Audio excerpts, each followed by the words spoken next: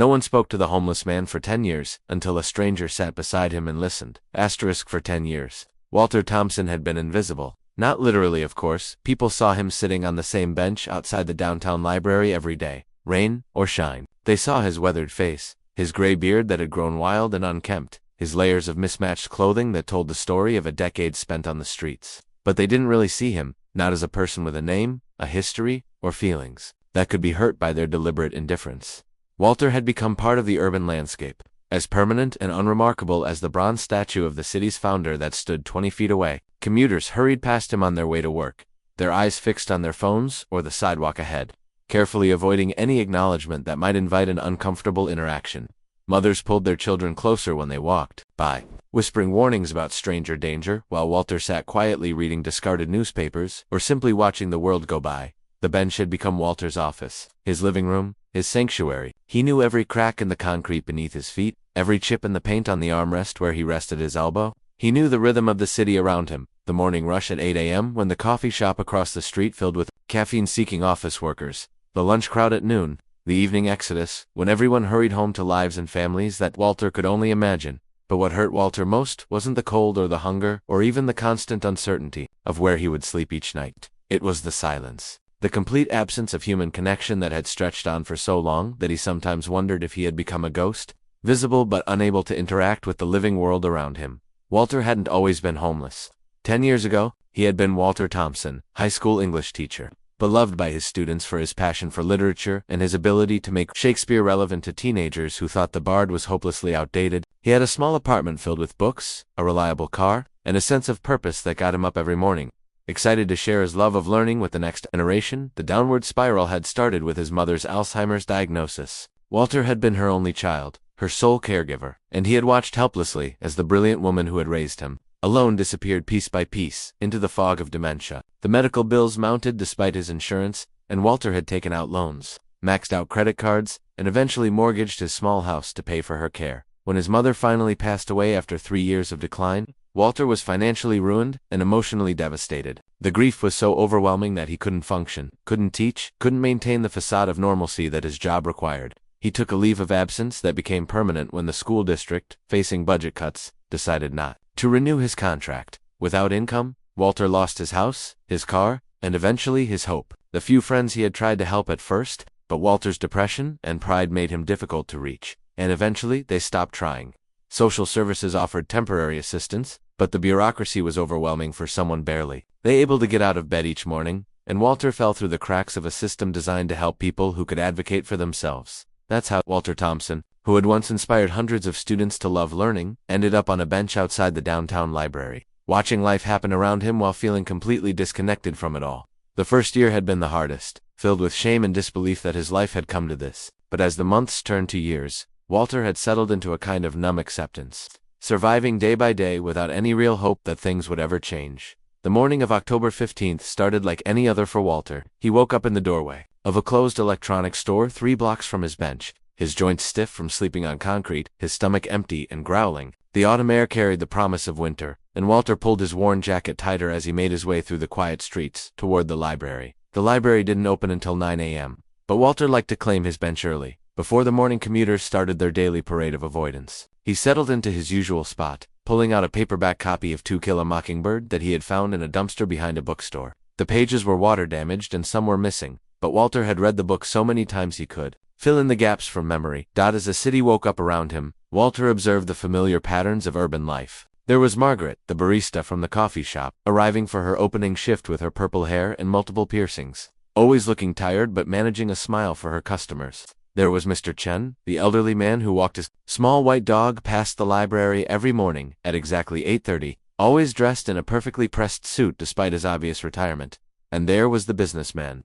Walter didn't know his name, but he had been watching him hurry past for years. Tall, well-dressed, always talking on his phone, always in a rush to get somewhere important. The businessman had perfected the art of looking through Walter as if he didn't exist, his gaze sliding past the bench without ever making eye contact. But today was different. Today, the businessman's phone call seemed more intense than usual, his voice raised in frustration as he argued with someone on the other end. Walter couldn't help but overhear fragments of the conversation, something about a failed deal, disappointed investors, the possibility of bankruptcy. The businessman stopped walking abruptly. ending his call with an angry jab at his phone screen. He stood there for a moment, looking lost and defeated in a way that Walter recognized all too well. It was the look of someone whose carefully constructed life was falling apart. Someone who was discovering that success and security were more fragile than they had ever imagined.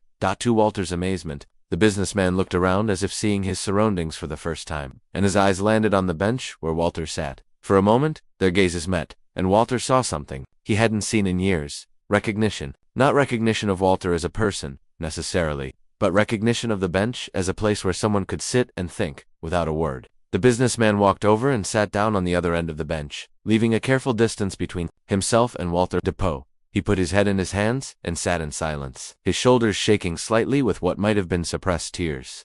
Walter didn't know what to do. In 10 years of sitting on this bench, no one had ever joined him. People occasionally sat down when they were waiting for the bus or resting during a long walk, but they always moved away when they noticed Walter, as if homelessness might be contagious. The two men sat in silence for several minutes, each lost in their own thoughts. Walter wanted to say something, to offer some word of comfort to this stranger who was clearly suffering, but he had been silent for so long that he wasn't sure he remembered how to start a conversation. Finally, the businessman spoke, though he seemed to be talking more to himself than to Walter. 20 years, he said quietly. 20 years building my company, and it's all gone. Everything I worked for, everything I sacrificed for, gone. Walter felt a familiar ache in his chest. He knew that feeling, the disbelief that accompanied the loss of everything you thought defined you. Without really thinking about it, he spoke for the first time in months. I'm sorry, Walter said, his voice rusty from disuse. That sounds devastating. The businessman looked up in surprise, as if he had forgotten Walter was there. For a moment, Walter thought the man might get up and leave, uncomfortable with the idea of having a conversation with a homeless person. But instead, the businessman studied Walter's face with curious eyes.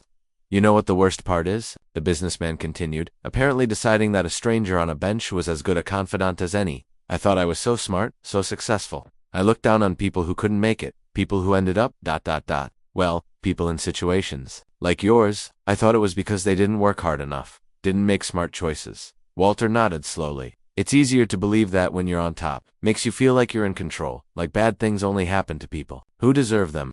The businessman, who introduced himself as David Martinez, stared at Walter with growing amazement. You speak like— He paused, searching for the right words, like someone who's educated. Walter smiled sadly. I was a teacher for 15 years. High school English. I used to think I understood life because I could analyze literature, because I could explain the themes in Steinbeck and the symbolism in Fitzgerald. Turns out real life doesn't follow the neat narrative arcs we find in books. David's expression shifted from surprise to something approaching shame. I've walked past you every day for— God, it must be years. I never once thought about who you might be, what your story was. I just saw a problem to avoid. Most people do, Walter replied without bitterness. It's human nature, I suppose. We create categories in our minds to make sense of the world, and once someone falls into the homeless category, it becomes hard to see them as anything else.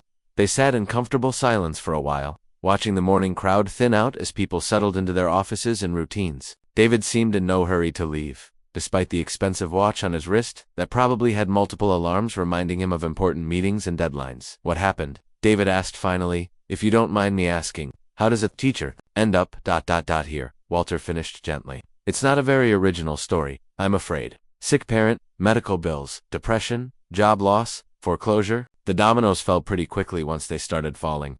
David nodded slowly. My story's not very original either. Overextended the business, made some bad investments, trusted the wrong people. My wife left 6 months ago when she realized how bad things were, took our daughter with her. His voice cracked slightly. I haven't seen Emma in 3 months. She's only 8, and she doesn't understand why Daddy can't come home anymore. Walter felt his heart clench. He thought about all the students he had taught over the years, all the young faces that had looked to him for guidance and inspiration. That's the hardest part, he said quietly. Losing the people you love, feeling like you failed them. How do you stand it? David asked, his voice barely above a whisper. How do you get up every morning when everything you cared about is gone? Walter considered the question carefully. It was something he had asked himself countless times over the past 10 years, especially during the darkest moments when giving up seemed like the only rational choice. At first you don't, Walter said honestly.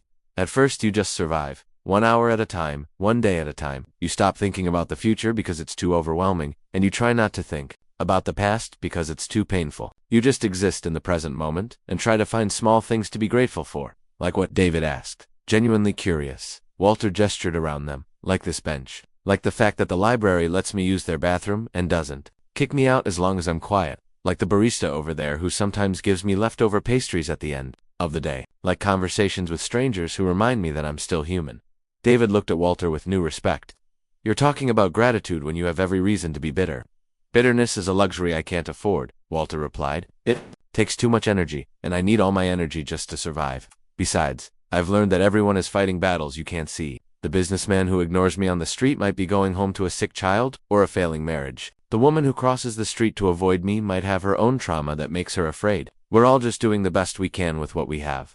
David was quiet for a long time, processing Walter's words. When he finally spoke, his voice was filled with wonder. I came here this morning thinking my life was over, that I had nothing left, but listening to you, I realize I still have options, still have choices. I still have my health, my education, my experience. I might have lost my company, but I haven't lost everything. Walter smiled, feeling something he hadn't experienced in years, the satisfaction of helping someone else see their situation more clearly. It reminded him of the best moments in his teaching career, when he could see understanding dawn in a student's eyes. The thing about rock bottom, Walter said, is that it gives you a solid foundation to build on. When you've lost everything external, you discover what's really inside you, and sometimes, that's more than you thought. David stood up slowly, straightening his tie and checking his phone, but instead of hurrying away like Walter expected, he turned back with a thoughtful expression. Walter, he said, would you mind if I came back tomorrow? I mean, if you're going to be here anyway, maybe we could talk again. Walter felt tears spring to his eyes. It was the first time in 10 years that someone had asked for his company. The first time anyone had suggested that his presence might be wanted rather than merely tolerated. I'd like that very much, Walter said, his voice thick with emotion. David kept his promise. The next morning, he appeared at the bench with 2 cups of coffee and a bag of pastries from the shop across the street. Walter accepted the offerings gratefully, not just for the warmth and sustenance they provided, but for what they represented: acknowledgement, respect, the simple human courtesy of sharing a meal. I've been thinking about what you said yesterday, David began, as they settled into what was becoming their routine, about everyone fighting invisible battles. I realized I've spent most of my adult life so focused on my own problems that I never really saw other people's struggles. Walter sipped his coffee slowly, savoring both the taste and the luxury of having something hot to drink. It's not entirely your fault. Society teaches us to focus on individual success, to see other people's failures as cautionary tales rather than calls for compassion. Over the following weeks, their morning conversations became the highlight of Walter's day, and, surprisingly, David's as well. David was going through bankruptcy proceedings, trying to salvage what he could from his failed business, while dealing with divorce lawyers and custody arrangements. But instead of drowning in self-pity, he found himself looking forward to the wisdom and perspective that Walter offered. You should have been a therapist instead of a teacher, David said one particularly cold November morning. You have this way of helping people see their situations clearly without making them feel judged. Walter chuckled. Teaching and therapy aren't that different, really? Both involve helping people understand themselves and the world around them. The only difference is that teachers work with minds that are still forming, while therapists work with minds that need reforming. As their friendship deepened, David began to see the homeless community through Walter's eyes. He learned about the complex social dynamics that existed on the streets, the informal networks of support and protection that helped people survive. He met some of Walter's acquaintances: Maria, who had been a nurse before addiction destroyed her career; Tommy, a veteran with PTSD who couldn't adjust to civilian life; Sarah, a teenager who had aged out of foster care with nowhere to go. Each person had a story, a series of circumstances that had led them to homelessness. None of them fit the stereotypes that David had unconsciously accepted. They weren't lazy or worthless or fundamentally different from him. They were people who had faced overwhelming challenges without adequate support systems. People who had fallen through the cracks of a society that preferred to ignore rather than address the root causes of homelessness. I used to think homeless people were invisible because they chose to be, David told Walter one morning. Now I realize they're invisible because we choose not to see them. Walter nodded. Invisibility is a form of protection sometimes. When you're vulnerable, being noticed can be dangerous. But it's also a form of death. When no one sees you, acknowledges you, speaks to you, you start to disappear, even from yourself. David's own situation was slowly improving. He had found a job with a consulting firm, using his business experience to help other companies avoid the mistakes he had made. The pay was much less than what he had earned as a business owner, but it was steady income that allowed him to rent a small apartment and begin rebuilding his life. More importantly, his ex-wife had agreed to let him see his daughter again. The first visit had been awkward and painful. Emma barely remembered him, and she was confused about why Daddy lived in a different house now. But gradually, through consistent visits and patient effort, David was rebuilding his relationship with his daughter. She asked me yesterday why I sit on a bench with a homeless man every morning, David told Walter with a smile. I told her that you're my friend, and that friends spend time together no matter where they live. Walter felt his eyes fill with tears. The word friend was one he hadn't heard applied to himself in years, and it meant more to him than David could possibly know. What did she say to that? Walter asked.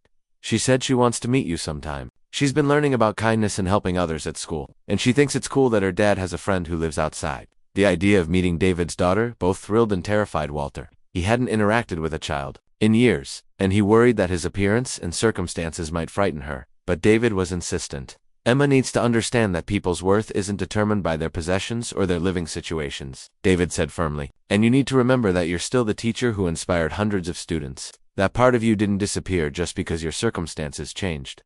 When David finally brought Emma to meet Walter, the 8-year-old surprised both men with her directness and lack of fear. She sat right next to Walter on the bench, chattering about school and her friends and her pet hamster as if she had known him all her life. Daddy says you used to be a teacher, Emma said, looking up at Walter with curious eyes. Do you know any good stories? Walter's face lit up with the first genuine joy he had felt in years.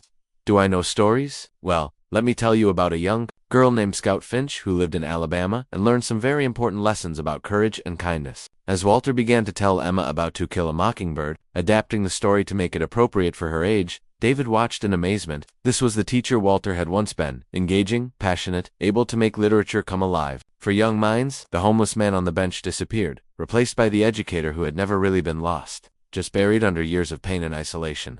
Word of the unlikely friendship between the businessman and the homeless man began to spread through the downtown community. Margaret, the barista, started bringing Walter coffee every morning, inspired by David's example. Mr. Chen, the elderly man with the white dog, began stopping to chat about books and current events. Other commuters, who had hurried past Walter for years, began to nod in acknowledgement or offer quiet greetings. It's like you've become visible again, David observed one morning as they watched the familiar parade of morning commuters, many of whom now acknowledged Walter's presence with small gestures of recognition.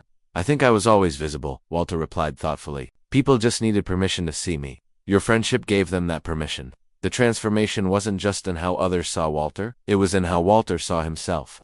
The daily conversations with David had reminded him that he was more than his circumstances, that his mind was still sharp, his insights still valuable, his capacity for human connection still intact. David had been encouraging Walter to consider getting back into education, perhaps as a tutor or volunteer, literacy instructor. You're a natural teacher, David insisted. That's not something you lose just because you don't have a classroom. Walter was hesitant at first. He had no permanent address, no professional clothes, no way to pass the background checks that most educational institutions required. But David was persistent, and he had connections in the nonprofit world through his consulting work. It was David who introduced Walter to Rebecca Martinez, the director of a community literacy program that served adults who were learning to read, or working toward their GEDs. Rebecca was initially skeptical about hiring someone who was homeless, but after talking with Walter for an hour about his teaching philosophy and methods, she was convinced. We have students who have been failed by the traditional education system, Rebecca explained. They need teachers who understand struggle, who won't judge them for their circumstances, who can meet them where they are. I think you might be exactly what some of our students need. Walter's first day as a volunteer tutor was both terrifying and exhilarating. He worked with Marcus, a 35-year-old man who had dropped out of high school to work and support his family, and Janet, a 50-year-old woman who had hidden her illiteracy for decades behind a facade of competence and humor. I always felt stupid, Janet confided to Walter during their second session. Like there was something wrong with me because I couldn't read like other people. There's nothing wrong with you, Walter assured her gently. You're one of the most intelligent people I've ever met. Intelligence isn't about reading ability, it's about curiosity, problem solving, emotional understanding. You have all of those qualities in abundance. Walter's approach to teaching had been transformed by his years on the streets. He no longer focused solely on academic achievement but on building confidence, recognizing strengths, and helping students see their own worth, regardless of their educational background. His students responded to his teaching with enthusiasm and gratitude. They sensed that Walter understood struggle in a way that other teachers might not, that he wouldn't judge them for their circumstances or their learning challenges. Mr. Walter gets it, Marcus told Rebecca after a few weeks of tutoring. He doesn't make me feel dumb for not knowing things. He makes me feel smart for wanting to learn. As Walter's confidence as a teacher returned, other opportunities began to present themselves. The local community college asked him to speak to their education students about working with non-traditional learners. A homeless shelter invited him to start a book club for residents. The public library offered him a small stipend to lead Literacy workshops. David watched Walter's transformation with pride and amazement. "You're becoming yourself again," he observed one morning as they sat on their bench. "Now a symbol of their friendship rather than a place of isolation." "No," Walter corrected gently. "I'm becoming who I was always meant to be. The teacher I was before was good, but he was limited by his assumptions about success and failure. This teacher, the one who has experienced loss and homelessness and invisibility, this teacher understands things that the old Walter never could." David nodded, understanding what Walter meant. His own experience of losing everything had made him a better consultant, more empathetic to struggling businesses, more aware of the human cost of corporate decisions. "We're both different people than we were a year ago," David said.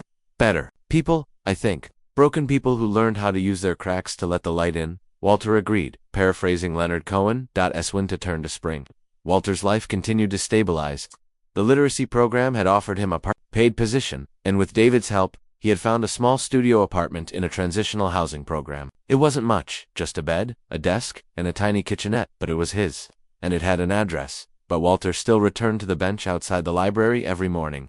Not because he had to, but because he wanted to. It had become a place of connection, a reminder of how far he had come and how much he had learned about resilience, friendship, and the power of human kindness. 1 year after their first conversation, Walter and David sat on their bench, watching the familiar morning routine of the downtown community. But now they weren't just observers, they were participants, connected to the life of the city in ways that neither had been before their friendship began. Emma, now 9 years old, had become a regular visitor to the bench, often bringing her homework for Walter to help her with. She had also started a project at school about homelessness, interviewing Walter and other members of the community to understand the complex factors that led to people living on the streets. "My teacher says I'm really good at asking questions and listening to answers," Emma told Walter proudly. "She thinks I might want to be a journalist when I grow up." "Journalists and teachers have a lot in common," Walter replied with a smile. "We both try to help people understand the world better." David's life had stabilized as well. His consulting business was thriving, and he had developed a specialty in helping companies create more compassionate workplace policies. His relationship with his ex-wife had improved to the point where they could co-parent effectively,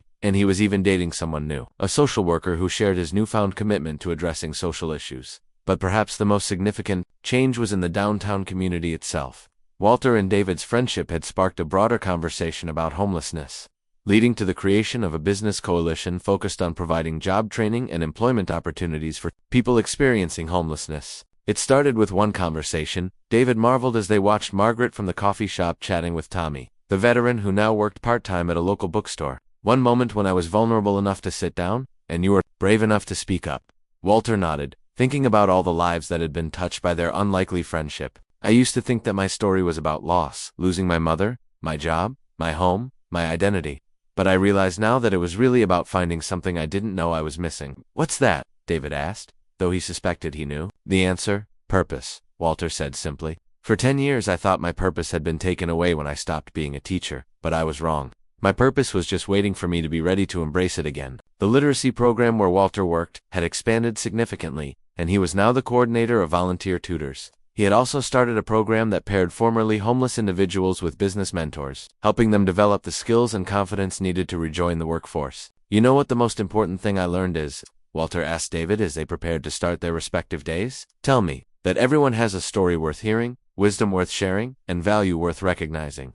The problem isn't that some people don't have anything to offer. The problem is that we don't always know how to see what they're offering." David stood up, straightening his tie in a gesture that had become as familiar as Walter's habit of carefully folding his newspaper before placing it in his backpack. "Same time tomorrow?" David asked, though he already knew the answer. "Wouldn't miss it," Walter replied with a smile. As David walked away toward his office, Walter remained on the bench for a few more minutes, watching the city wake up around him. He thought about the Walter who had sat in this same spot a year ago, invisible, voiceless, convinced that his life was over. That Walter couldn't have imagined the transformation that was possible, the connections that were waiting to be made, the purpose that was waiting to be rediscovered. A young woman hurried past, talking urgently on her phone about some crisis. At work, she looked stressed and overwhelmed, and for a moment, Walter considered speaking to her, offering some word of encouragement or perspective. But then he decided against it. Not everyone was ready for conversation, and timing mattered as much as intention. Instead, Walter simply smiled and nodded when she glanced in his direction, a small acknowledgement of her humanity and his own. Sometimes that was enough, just being seen, being recognized as a fellow human being worthy of basic courtesy and respect. As Walter gathered his things and prepared to head to the Literacy Center, he reflected on the profound truth that his friendship with David had taught him. We are all just one conversation away from understanding each other better, one moment of vulnerability away from discovering unexpected connections, one act of kindness away from changing someone's life, including our own. The story of Walter and David reminds us that everyone we meet is fighting a battle we know nothing about, carrying wisdom we haven't yet discovered, and offering gifts we haven't yet recognized. In a world that often feels divided and disconnected, their friendship proves that the simple act of sitting down beside someone and truly listening can transform not just individual lives, but entire communities. If this story touched your heart and reminded you of the power of human connection and the importance of seeing the dignity in every person, please subscribe to our channel. We share stories of hope, compassion, and the incredible ways that ordinary moments can become extraordinary when we choose to truly see and hear each other. Hit that subscribe button and join our community of people who believe that everyone has a story worth hearing, and that sometimes the most powerful thing we can do is simply listen.